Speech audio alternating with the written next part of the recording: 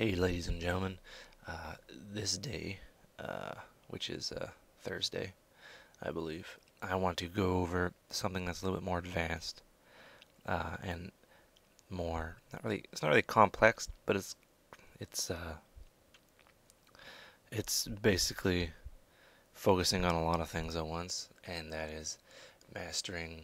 Well, not mastering. Fuck. Okay, I'm not gonna restart.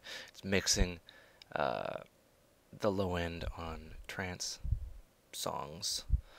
What we have here is we have a three layered bass with a kick. Um, so basically, you have, as we all know, you have the kick. The kick is the low end and the punch, and it's sometimes a click. And yeah, that's basically what we have. Let me turn it up a tiny bit for my ears. Yeah, you have your two components of your kick, and you're gonna wanna. This is what I do.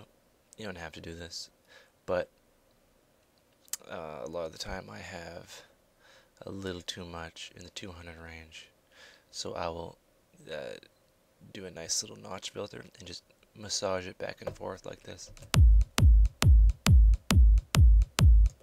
You notice how it just changes it drastically. You're going to want to do that. Also, I took a bit off the mid, but not too much, just to give room for claps and percussion in the mid bass. So you have three components. You have your sub bass, and your two mid basses. Two mid basses are panned, and the sub bass is right down the middle. So what we have here is we have the sub bass.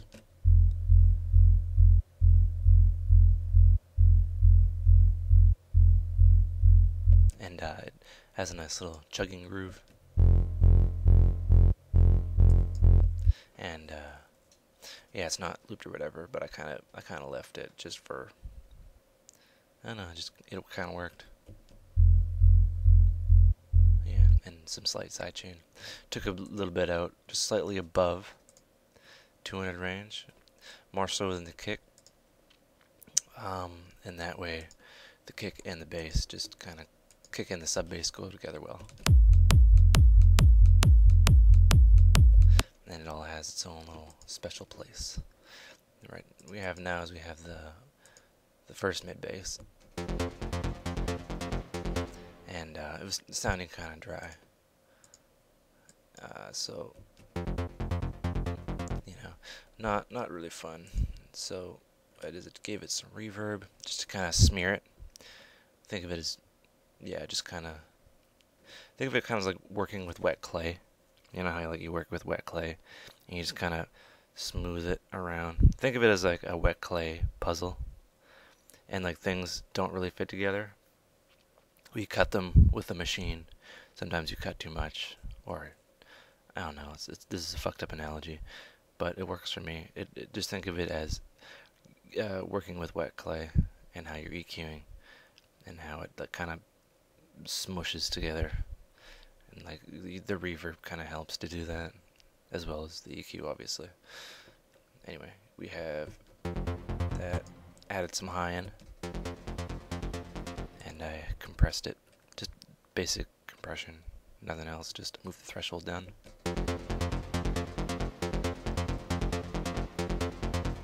Just slightly, you can see slightly. And sidechained it, so let's see what that sounds like.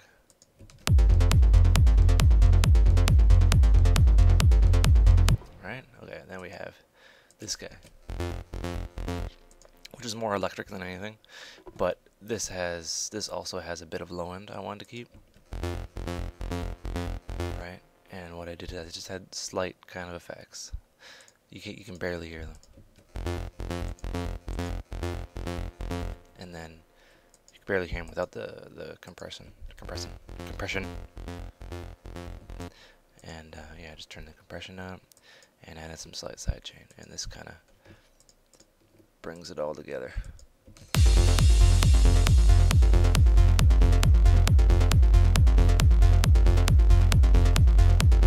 Right, and yeah, that's basically how you kind of give everything its own little spot. What you have to kind of remember is to cut in the mid of these guys to give room for, you know, your percussion knee parts, which are these.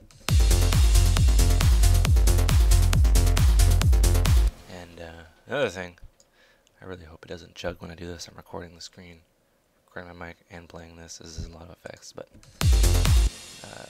not recording, key changes.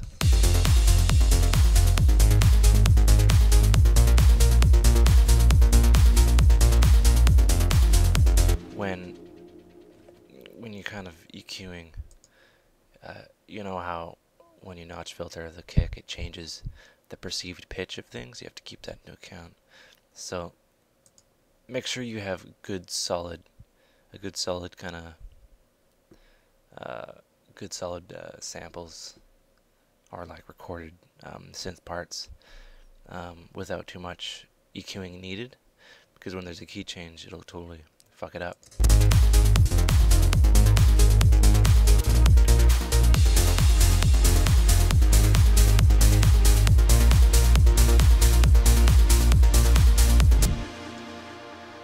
A good way to make sure you have strong parts is to get a virus.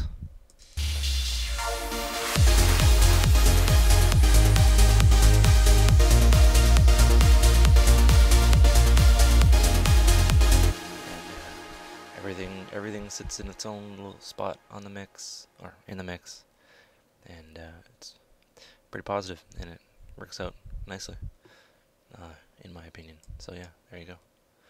And that was trance layered bass mixing and stuff.